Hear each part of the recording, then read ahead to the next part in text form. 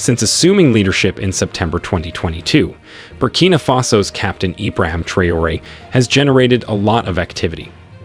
In addition to regaining land, launching anti-corruption initiatives, and promising swift action against terrorists, he has courted Russia, broken ties with France, and effectively handled the challenging shift to civilian rule.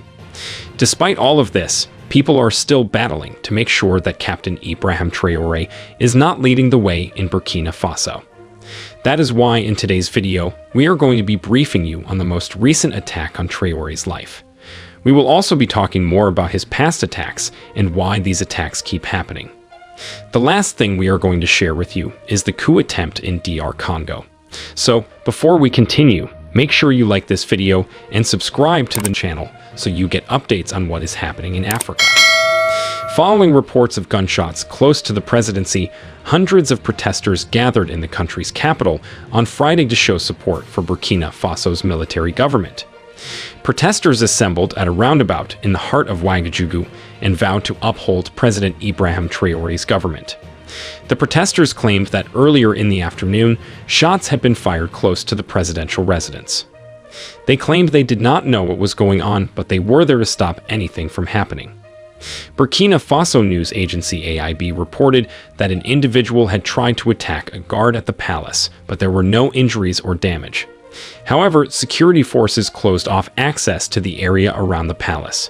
The landlocked West African nation has been governed by a military government since the elected President Roch-Marc Christian Kabore was overthrown by mutinying soldiers in 2022. On September 30, 2022, military leader Traoré took over once more.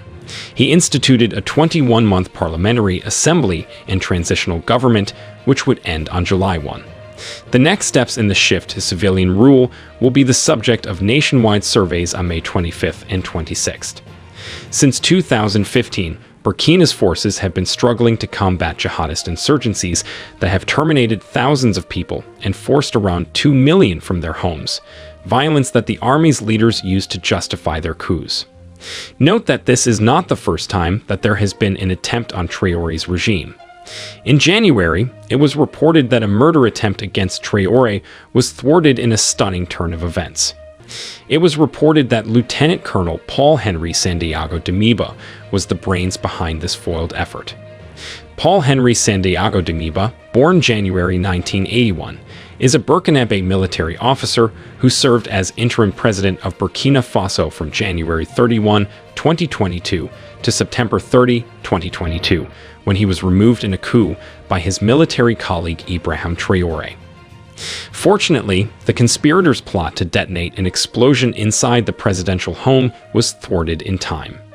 In the wake of the most recent attempt on his life, Burkina Faso has seen several moments of political instability.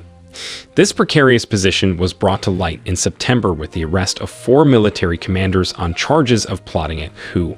In a statement read out on television last year, the authorities said some arrests had been made and they were actively pursuing other suspects without giving specific details. Most people are now wondering if those plotting coups and fighting to remove Traoré are dissatisfied with the job he is doing. What are their desires? Do they have something to offer the nation? Or are they merely seeking retribution? These individuals must advocate for themselves. The abortive attempt on Traoré's life serves as a stark reminder of the enormous challenges he faces, both from internal and external adversaries. These people planning to take out Traoré could not be working alone. They have people backing them. As the days go by, Traoré keeps having more allies, and it will become very difficult for them to touch him. Bear in mind that Mali, Burkina Faso, and Niger signed a mutual defense pact in September 2023, as the 3 Sahel countries aim to help each other against possible threats of armed rebellion or external aggression. So, how do these perpetrators think they will bypass these 3 countries? Anyone trying to remove Ibrahim Traoré from where he is also has to remove the presidents of Niger and Mali. They will also have to deal with Vladimir Putin.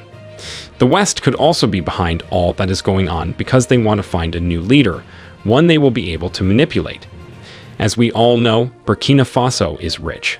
When it comes to natural resources, they have gold, zinc, copper, manganese, phosphate, and limestone in substantial quantities.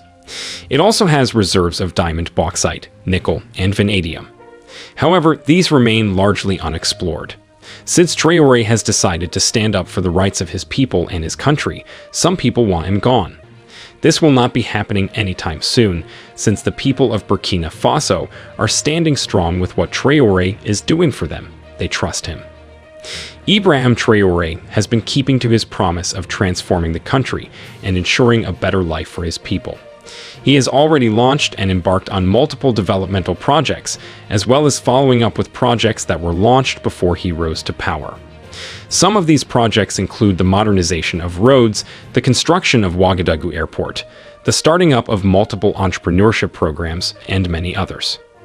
Some people argue that these attempts are coming as a result of the statement Traoré made about elections. He had promised fair elections when he got into power, but later, he said elections were not a priority in the country at the moment. The question now is, are these people fighting for elections, or they are fighting for a safe country? This is the decade of coups in Africa. Of 492 attempted or successful coups carried out around the world since 1950, Africa has seen 220, the most of any region, with 109 of them successful.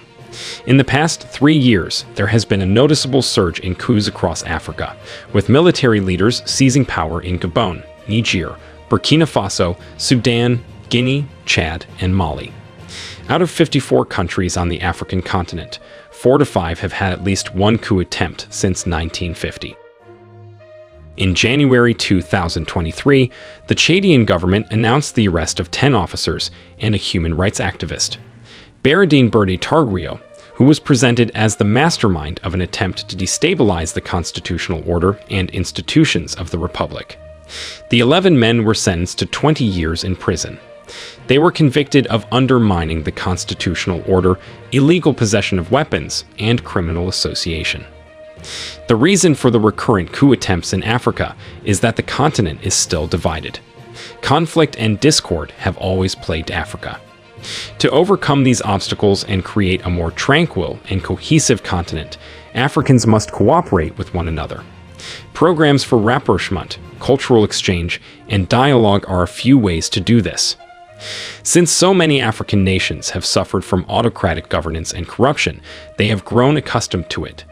By demanding transparency from their leaders, getting involved in politics, and holding them accountable, Africans can promote democracy and good governance. What Ibrahim Traoré is doing in Burkina Faso is something these leaders ought to take note of. It's crucial to remember that African viewpoints on coups are dynamic.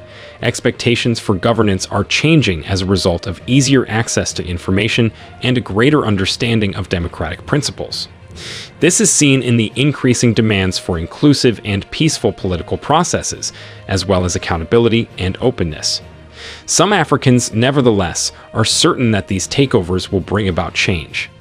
As all this is going on, note that the Army of the Democratic Republic of Congo reported that on May 19, it repelled a coup attempt in Kinshasa, the country's capital, which involved both the US and Congolese fighters. At least 3 people were terminated following the gunfight between armed men dressed in military uniforms and the bodyguards of a prominent politician. The House of Parliamentarian Vital Camera, who is expected to become Speaker, was attacked. Around 4 in the morning, gunfire was heard in Kinshasa, the capital, according to spokesman Sylvain Ekenge. He claimed that Malanga had been decisively neutralized during the assault and that about 50 people, including 3 Americans, had been detained and were currently being questioned by the specialized services of the armed forces. Captain Christian Malanga Muzamuri, who is believed to have led Sunday's attack, was a wealthy businessman, politician, and one-time military captain in the Congolese army. He was a resident of the US where his family secured political asylum when he was a child. In a post on X, the head of the UN stabilization mission in the Democratic Republic of the Congo, Bintou Keita, vehemently denounced the incidents and pledged her support to the Congolese authorities. However, President Tshisekedi has not made any public comment on the situation concerning the coup yet. African Union Chair Moussa Faki said he strongly condemns the coup attempt and welcomed the response of the country's defense and security forces. The Democratic Republic of Congo has been engulfed in chaos for almost 30 years, with a multitude of persons and complex, deeply rooted factors contributing to its instability. Apart from M23, a number of other armed groups, Congolese nationals and foreign forces, are involved in the power struggle, mostly in the country's east. There are some of Kinshasa's neighbors involved as well. We cannot really say the recent gunshots in Ouagadougou was a coup attempt, but they all fall in line. These people involved are still trying to destabilize the Traoré government. Although this decade of coups has left its mark, it may also be seen as a warning. Africa can create a future in which coups become a thing of the past and are replaced by a prosperous and democratic continent by tackling the root causes and accepting real reforms. Recall that Africa's destiny is uncertain. The decisions Africans make in the present shape it. Let Africans choose unity over separation, action over inaction, and hope over despair. Then, and only then, will the African continent be able to genuinely create a continent that promises a better future for everybody, and where coups are a thing of the past. However, what do you think should be done to people who are involved in attacks on the presidency or coup attempts? Let us know your thoughts in the comments. Do not forget to like this video and subscribe to the channel. Turn on notifications too so you get notified whenever we upload videos like this. Thanks for watching and see you in our next video.